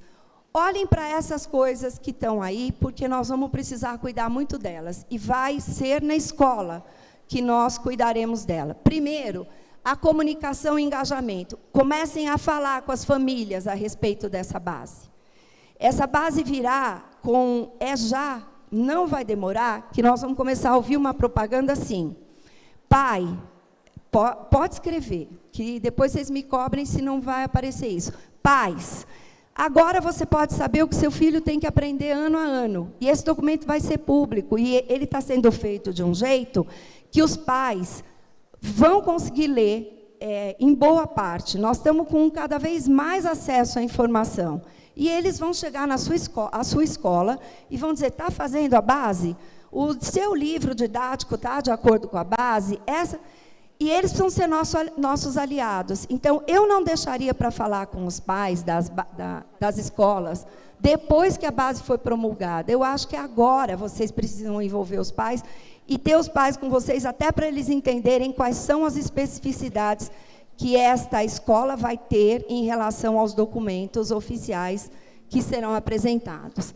A outra coisa que eu queria dizer, que eu ainda não falei, é que nós vamos ter um problema, eu já estou antevendo, que é o seguinte: os alunos, a base ela não vem para ser algo para atender à realidade agora. Por exemplo, o Matema tem um trabalho na Capela do Socorro com alunos de 9º ano, junto com o Instituto Vocação. Eu já encontrei até algumas pessoas, a Letícia Letícia está numa escola que a gente está lá com parceria, né? E aí, o que nós estamos vendo? Nós estamos vendo que a base, ela traz uma exigência de conhecimento, e nem todos os alunos ainda vão ter. Para quem que vai sobrar isso? Para o professor. Então, esses professores precisam ser apoiados. Nós precisamos ter uma exigência de apoio aos professores, em função dos professores poderem estar seguros para lidar com essas diferenças.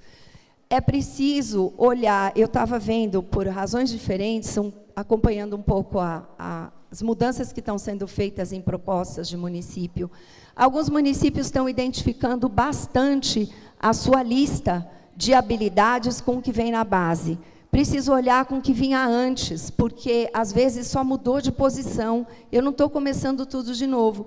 Então, quanto mais comunicação, informação e engajamento nós tivermos, mais nós vamos ajudar os professores a entenderem que nós não estamos começando do zero, que nós temos uma margem de liberdade muito grande e que nós podemos, juntos, viver esse momento de uma base que vai valer para todos e não apenas para a escola pública. Ela vai resolver tudo? Não, não tenho essa ingenuidade. Mas, gente, eu preciso dizer para vocês que eu tenho esperança de que a gente mude algumas coisas, porque é impossível nós termos um estado, como é o caso de Alagoas, no qual de cada 100 alunos que entram no primeiro ano do ensino fundamental, apenas 3 sabem a matemática que deveriam saber ao final do 9º ano. Isso é uma tragédia, e eu podia dizer da língua, mas é que a matemática é muito pior, né? Isso é uma tragédia nacional. Então, nós precisamos usar esse momento a favor de uma maior equidade e da luta que nós já temos, aproveitar para tentar levar o país para um patamar melhor. Muito obrigada.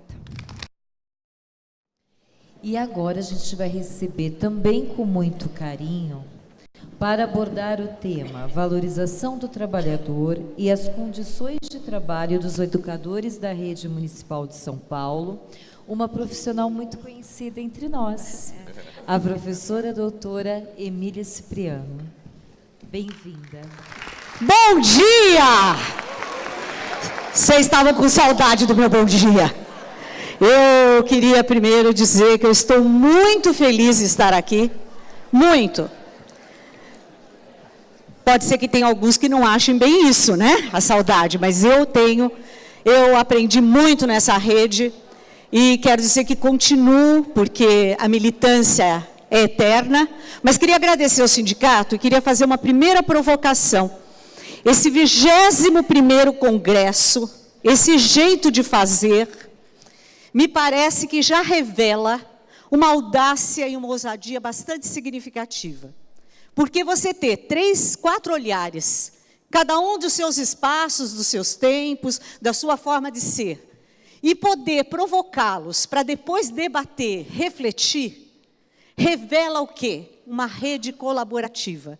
Eu defendo hoje que não se consegue ultrapassar nenhum trabalho se não for uma rede colaborativa, onde as pessoas se ouçam, se complementem, tragam suas contribuições, sejam atentas, respeitosas, possibilitem perceber os saberes que o outro traz, mas também, quando a Kátia começou hoje falando da base, de que lugar estou falando? É importante, de qual é a referência?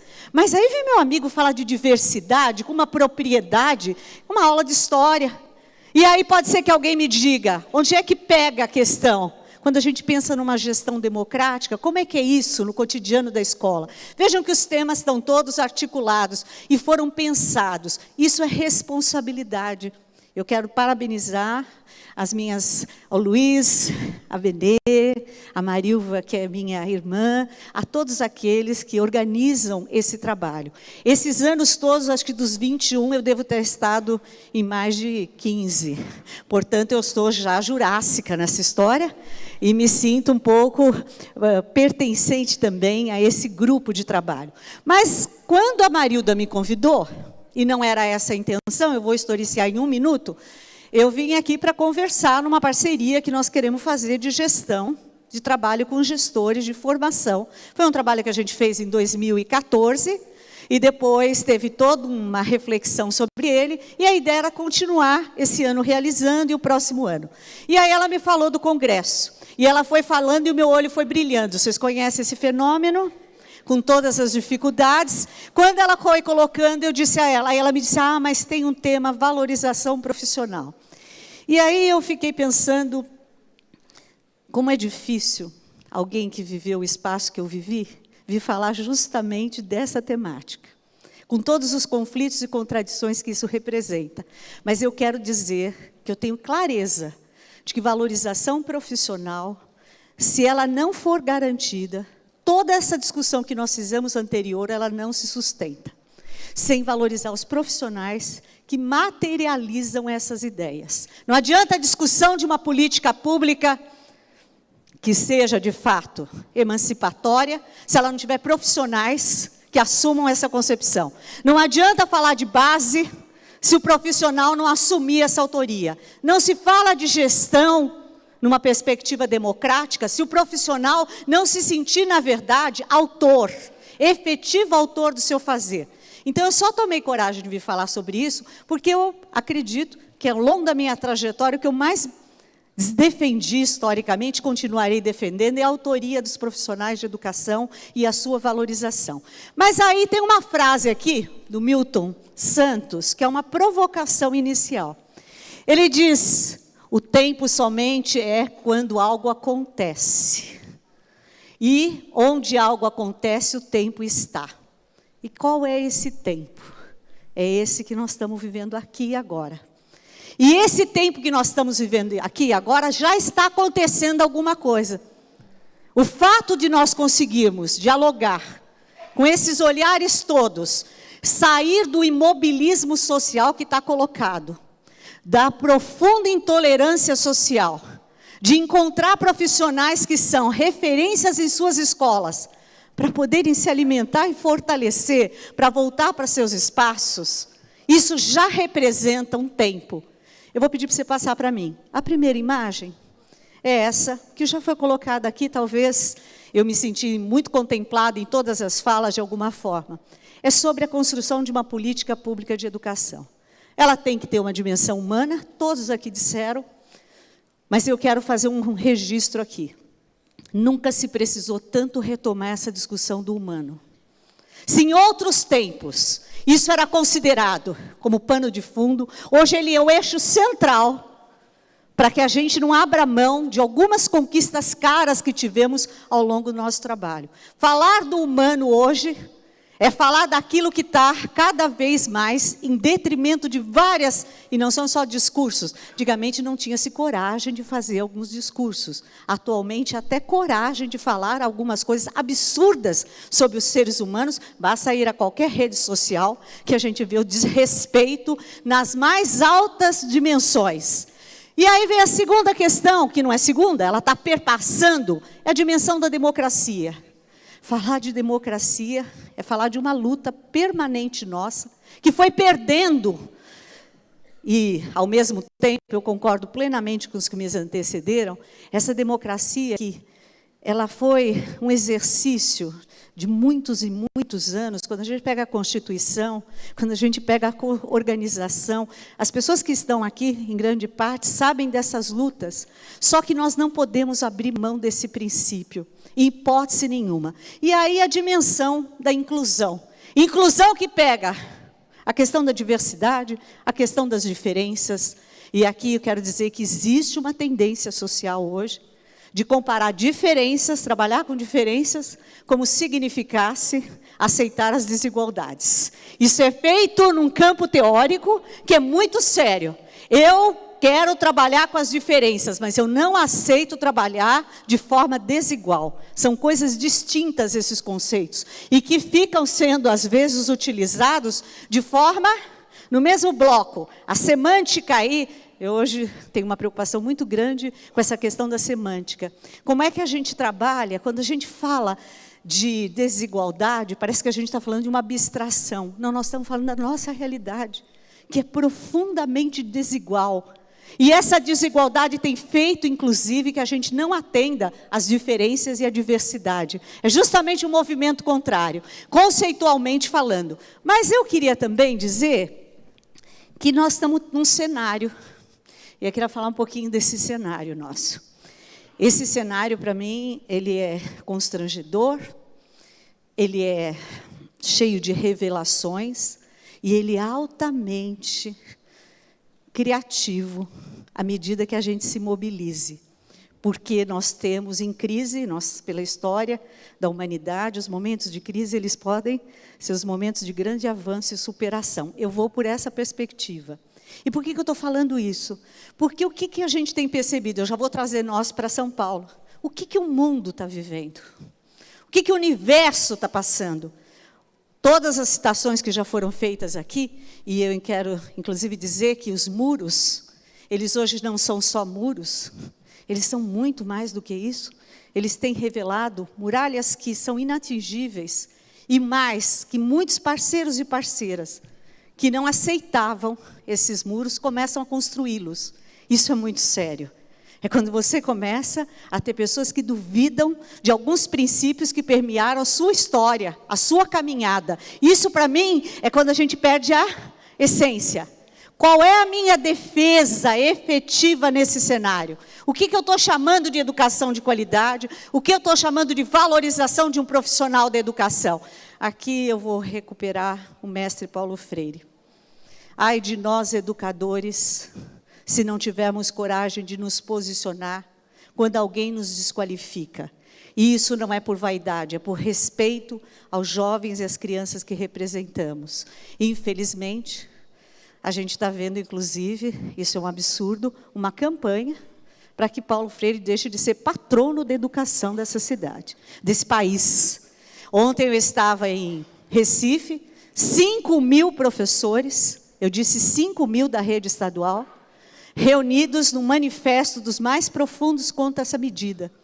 E me chamou muita atenção, porque o que representa não é uma dimensão política partidária, nem de uma ideologia específica. O que representa Paulo Freire quando a gente fala de educação?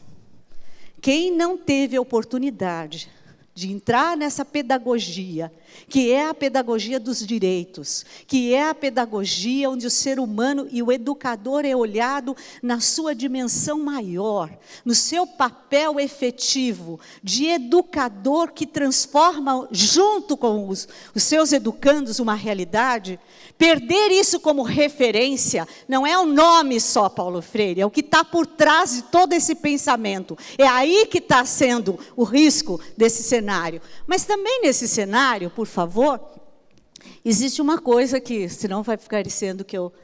Volta só um pouquinho para mim. Por favor, volta só um pouquinho. Eu esqueci de dizer uma coisa aqui, que eu não posso deixar de colocar, que esse cenário traz para mim conquistas, mas traz profundos retrocessos. Escola sem partido. Infelizmente, embora tenha sido revogado, os municípios estão entrando. Há um número grande, eu não estou falando, eu que tenho andado por esse país inteiro, gente defendendo abertamente escola sem partido. Segunda questão, a reflexão sobre o papel dos profissionais. Hoje, quando o ensino médio, até agora não saiu a proposta, mas a proposta está muito clara.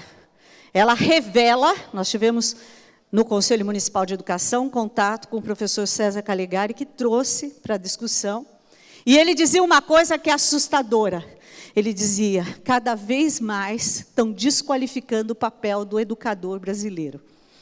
Isso é real, isso é efetivo. E como é que isso se manifesta?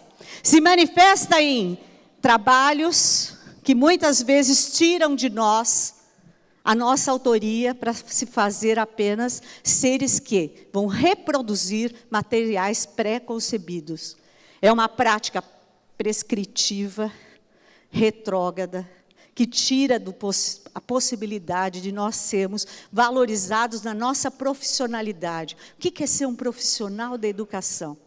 O que significa hoje dizer eu sou um profissional da educação?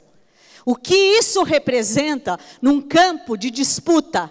Porque nós estamos tendo um campo de disputa, só que polarizado, que é a pior coisa. As pessoas têm medo de se colocar e numa polarização absurda. Nesse cenário, o que é a valorização, por favor? Passa por necessidades dos profissionais, que vão desde condições formativas, que eu poderia ficar um tempo maior falando, mas nós vamos só refletir sobre elas. As condições físicas, aqui quero falar das estatísticas mostrando o índice de profissionais doentes, é assustador. O número de licenças, eu não estou falando de São Paulo, estou falando de Brasil, estou falando de América Latina, estou falando daqueles que cada vez perdem sua voz, tem problemas sérios no que se refere o número de profissionais com câncer. É muito significativo na nossa área, e isso tem a ver com uma série de questões, entre elas as relações, a emoção, o que isso representa, porque na escola bate todas as discussões que estão aí colocadas na sociedade. E ela não bate uma semana depois, ela bate no mesmo dia, porque a realidade vem e se apresenta ali. A questão das condições emocionais, eu não sei como é que vocês se sentiram, mas eu, por coincidência, no dia que a professora de Indaial foi agredida por um aluno, a forma como a mídia leva aquilo, aquela professora, a fala, os depoimentos, as contraposições, aquilo não avança em nada. O olhar sobre o profissional de educação, pelo contrário, e eu estava numa cidade, né, em Caçador, que é Santa Catarina, e aí o jornalista aproveitou para perguntar, qual é a sua opinião sobre isso?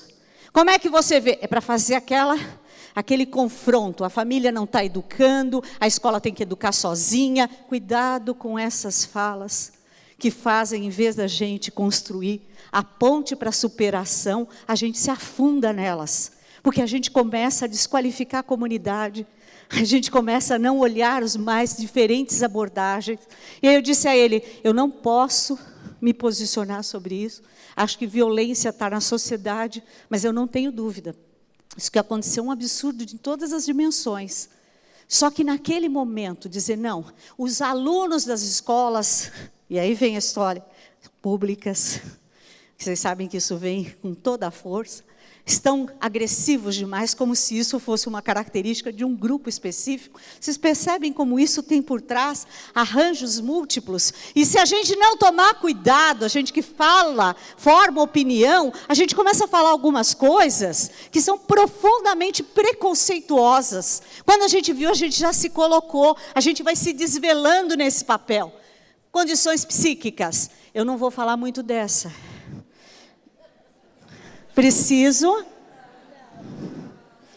Nós vivemos com uma tensão, e eu tenho acompanhado muito de perto a rede de um outro lugar, que é na universidade.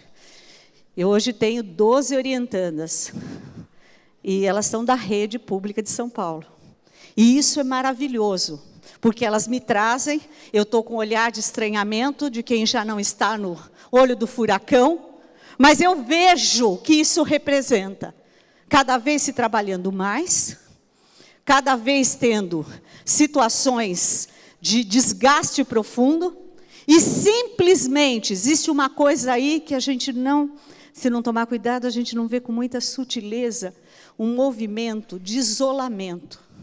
Nós estamos nos isolando, isolando de um jeito enquanto rede, que é perigosíssimo. Por isso que iniciativas dessa natureza são muito importantes, porque nós temos coisas comuns, sim. Nós temos os territórios com as suas marcas claras, nós temos características culturais regionais, mas nós temos uma unidade no que se refere a fazer parte de uma rede pública da maior cidade da América Latina.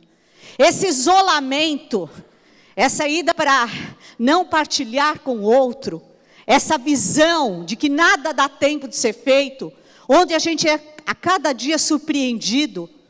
Eu não vou nem falar da redução de professores, que eu sei que vocês sabem da última portaria. Não, prefiro não entrar nela agora. Mas eu sei as consequências que isso vai trazer. E eu sei as implicações que isso vão trazer. Ao mesmo tempo, essas condições, aí eu quero cruzar, vou entrar no meu tema agora. Com os princípios que já foram consolidados em congressos anteriores pelo Cinesp. E aí vocês vão me perguntar, para que você foi buscar isso? Na verdade, foi a minha universitária, estou brincando, a minha querida Marilva que me disse, olha, professor, nós temos princípios consolidados de valorização. E aí me veio a pergunta, será que nós temos trabalhado com essa discussão entre nós? Será que a gente tem defendido esses princípios? Porque isso aqui é produto nosso. Não é produto de outros grupos. Foi esse grupo, em algum momento, que fez essa construção. E aí eu trouxe o primeiro. Ela me mandou uma lista imensa, eu vou fazer alguns comentários, mas eu fiz alguns destaques. O primeiro dele fala sobre provimento de todos os cargos através do concurso público. Nós estamos vendo a discussão de concurso público. Nós estamos vendo o que está acontecendo. Nós estamos vendo o fenômeno da terceirização se ampliando. Esse é um princípio que está aí colocado como luta desse sindicato, desses profissionais, dessa rede humana. Uma segunda questão, essa ideia dos gestores educacionais sendo olhado de forma, inclusive, as várias categorias. Os ativos, os aposentados e os pensionistas. Vocês sabem que essa é uma discussão interessante. Daqui a pouco nós ficamos com raiva de quem está aposentado. Eu quero dizer a vocês, como uma aposentada, né, que me incomoda profundamente.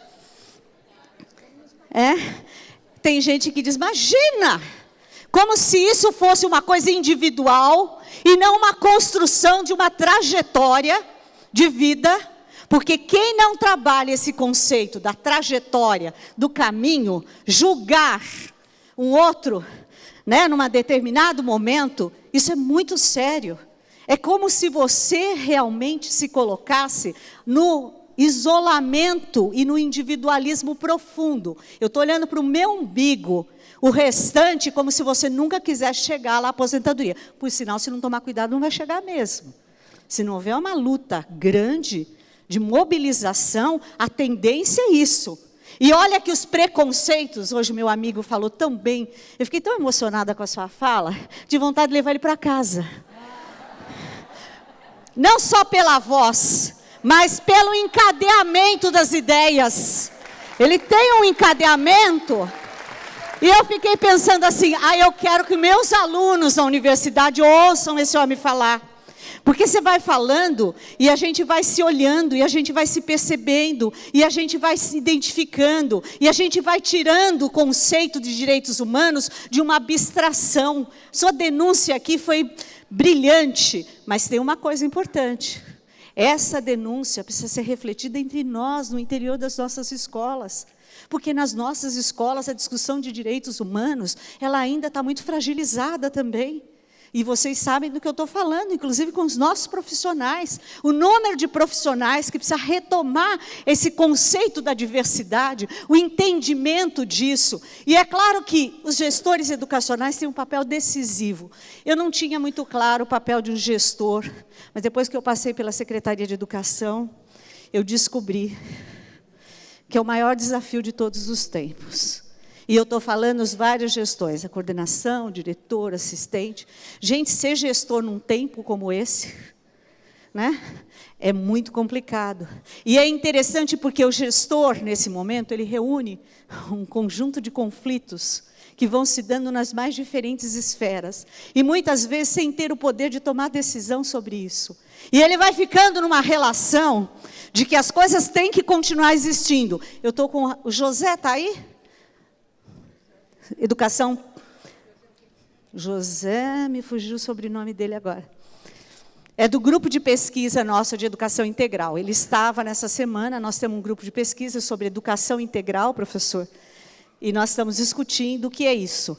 E, mais uma vez, estamos retomando algumas coisas que foram discutidas em alguns momentos na rede e que não podem ser esquecidas. A gente tem que ter memória. Uma delas é que educação integral não significa só ampliação de jornada. Esse reducionismo nós temos que superar. Porque ampliar horário, sem ter uma proposta, sem refletir sobre ela, sem se constituir ao longo do caminho, esse é o desafio que se coloca. Então, vejam que essa ideia da manutenção do Cinesp na defesa desses servidores, e em especial dos gestores, é muito importante. Por favor? Pois tem os reajustes reais de salário. Eu preciso falar dessa? Aqui só fazer uma observação, né?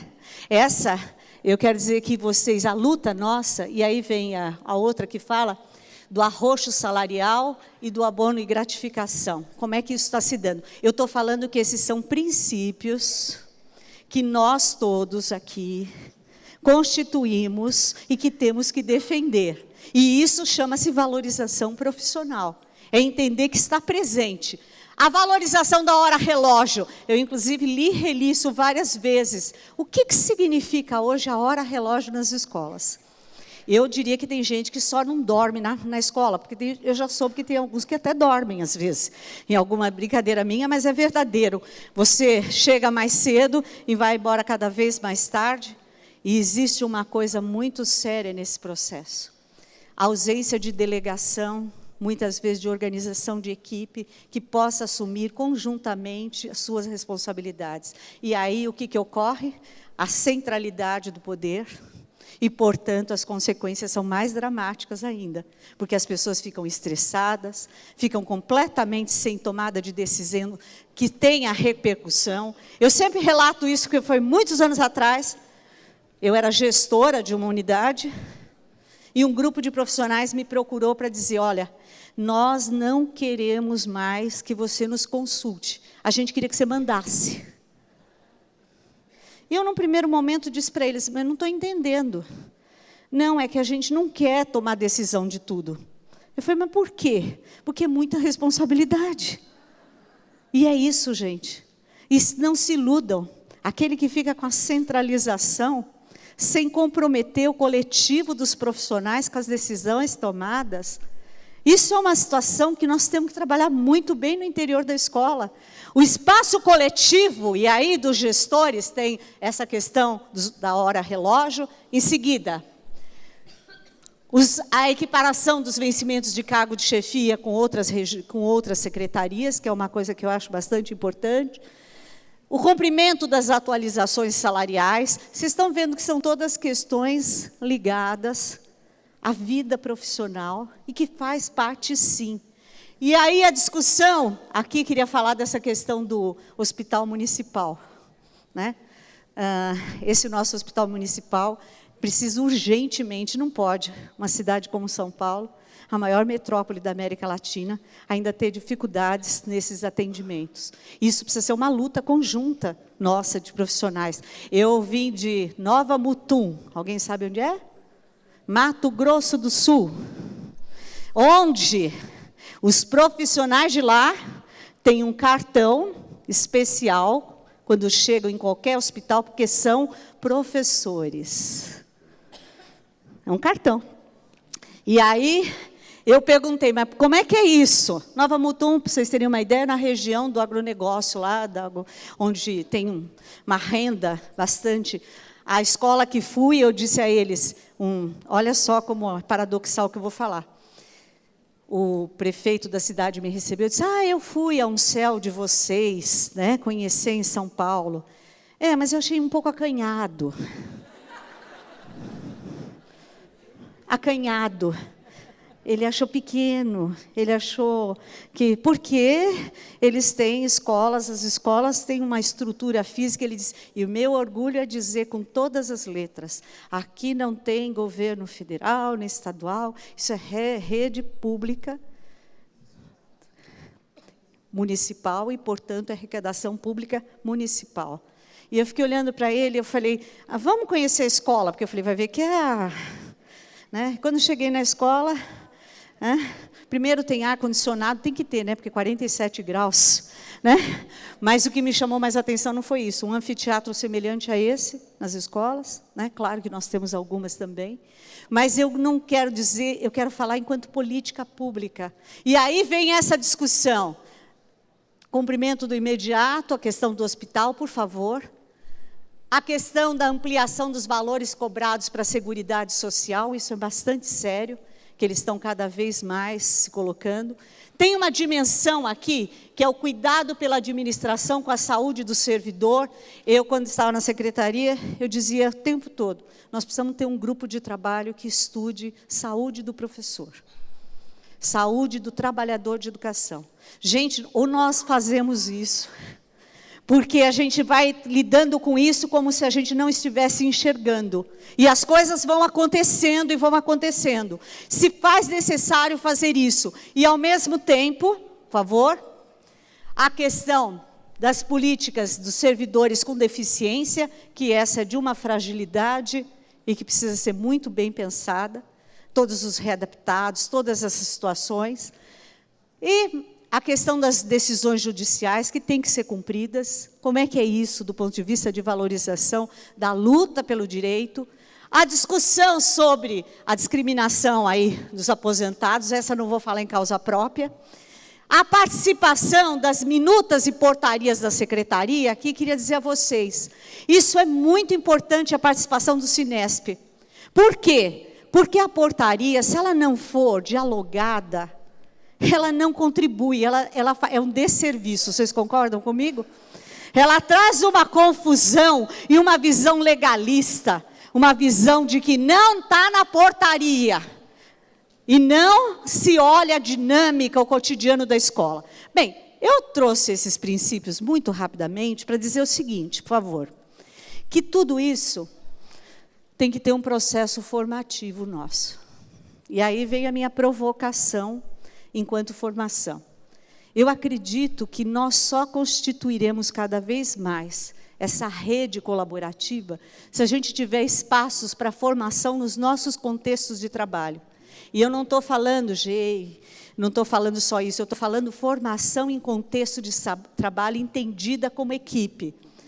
Uma segunda questão é a formação centrada nas iniciativas da unidade. A unidade tem iniciativas que são próprias e elas têm que ser consideradas. Quais são as iniciativas hoje nas unidades de formação? Essa rede tem um número de grupos de estudo, inclusive desconhecido, que são pessoas que se reúnem, que debatem, que têm produção e que não, por conta dela ser imensa também, a gente termina não tendo essas iniciativas, para a gente ver o tamanho dessas iniciativas. Uma outra questão é a formação centrada nos professores, que é essa ideia do professor em rodas de conversa. Isso é um antigo sonho que a gente trata. O professor precisa ter momento de roda de conversa. Aqui quero dizer que a Cecília Alschauer, que é uma autora de 2 livros sobre registro, tudo, ela agora está com um livro novo que chama Entra na Roda.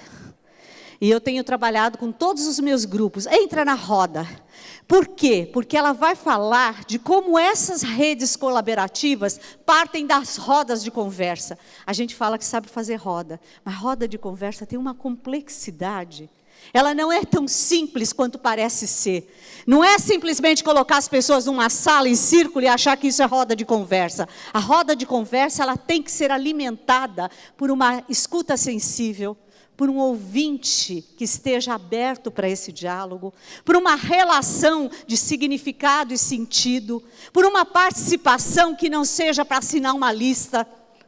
Ela tem que estar dentro de um conjunto de necessidades, né? A questão da formação centrada nas práticas, né, que é a dimensão pedagógica das experiências. Mas eu quero pegar o último ponto, que para mim é decisivo, é a decisão de autoformação. Nós, profissionais, precisamos tomar a decisão que nós queremos estar em processo de formação. Formação não é definição por decreto. Formação é uma decisão que eu tomo. Se eu não me sinto, na verdade, em sintonia com o processo formativo, com compromisso. E para que a gente faz formação? A gente faz formação, aí tem uma dimensão político-social. Que eu adoraria ter uma formação com o grupo do nosso professor. Eu adoraria ter formação com uma escola que teve uma iniciativa. Eu adoraria ter formação, eu acho que vocês lembram disso, dos grupos de trabalho num determinado momento foi realizado em várias regiões, onde as regiões iam fazendo as suas produções e socializando nos seus polos.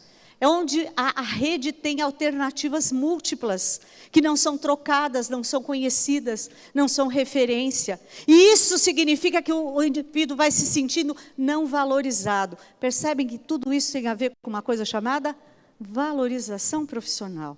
A valorização profissional, ela perpassa por essa dimensão político-social. Qual é o entendimento do meu trabalho? Qual é o entendimento da minha identidade, do meu compromisso com o processo? Está terminando, né? E aí, por favor, eu queria falar um pouquinho desse olhar sobre o ambiente, que eu acho que na valorização profissional ele é fundamental. Eu tenho estudado muito sobre o chamado clima organizacional. O que é o clima organizacional? É como as escolas estão se organizando e que história elas têm, que cultura elas têm. Hoje nós temos uma rede onde nós estamos entrando muitas pessoas novas, e aí vem a grande pergunta: como é que nós temos feito esse acolhimento efetivo dessas pessoas que vêm, que não têm a história de luta que nós temos, que vêm muitas vezes com uma leitura totalmente diferente dos projetos que nós acreditamos, e que entram na dinâmica do cotidiano e não são percebidas, e se tornam às vezes invisíveis, ou mesmo não se tornam como o olhar de estranhamento que tem que ser ouvido. Porque como nós estamos muito dentro, nós precisamos muito dos novos também para olhar aquilo que a gente já não está conseguindo enxergar mais. Eu digo isso é uma sabedoria. Quando você pega um grupo novo, que ele estranha alguma coisa, em vez de ficar incomodado, eu fico feliz, porque ele está trazendo alguma coisa que eu que estava naquela imersão ali, já não consigo identificar mais. A dimensão da influência na formação humana. Como é que eu estou trabalhando essa formação humana na relação humana cotidiana? Não é na relação humana verbalizada. Eu estou falando na relação... eu fico muito assustada. Eu que tenho visitado muitas escolas no Brasil inteiro, eu não estou falando só de São Paulo, estou falando de Brasil. Ausência de gentileza entre profissionais. Isso me assusta. Me assusta a forma como os profissionais se tratam como profissionais de uma categoria. O distanciamento, inclusive, quando alguém se apresenta para mim e diz: eu sou professor, eu sou coordenador, eu sou supervisor, eu trabalho em educação, naquela hora eu digo: é meu, me pertence, porque eu pertenço a esse grupo. Como é que é essa relação? Como é que é essa possibilidade, né? Em contrapartida, nós temos a questão da organização em rede, que tem que ser feito, e o Rui Canário, que é um autor que eu tenho recorrido bastante, ele trabalha isso de uma forma muito profunda.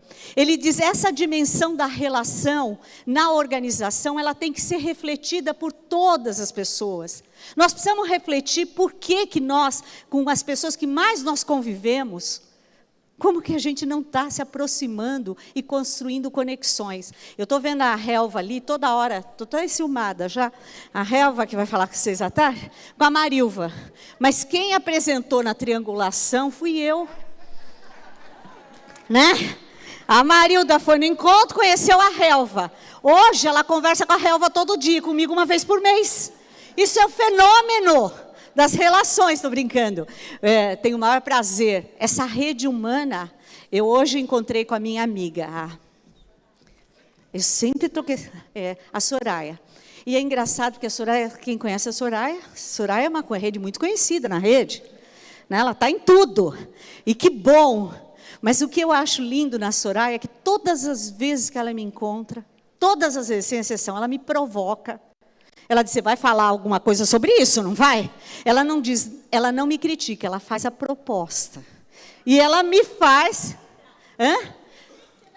É isso, ainda ela fala assim: eu sei que você vai falar, mas eu vou te lembrar. Olha que jeito generoso de trazer a questão. Ao mesmo tempo, eu queria falar desse promover e potencializa as formações favoráveis à formação.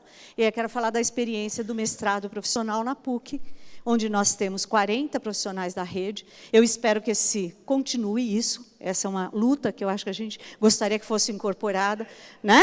As pessoas precisam fazer formação e a administração tem que assumir isso. Só que tem um detalhe. Aí eu trouxe um produto de provocação. Eu sei que acabou. Eu vou 1 minuto, juro. Eu trouxe até... Deixa eu ver se... Elisângela, onde você está? Foi embora? Está lá. A autora está ali. A Elisângela é coordenadora da rede. E olha o que ela escreveu, a dissertação dela, que foi nota 10. O tema, e é da rede. Cadê as palmas para a Elisângela? O coordenador pedagógico como agente de mudança na prática docente. É um texto lindo.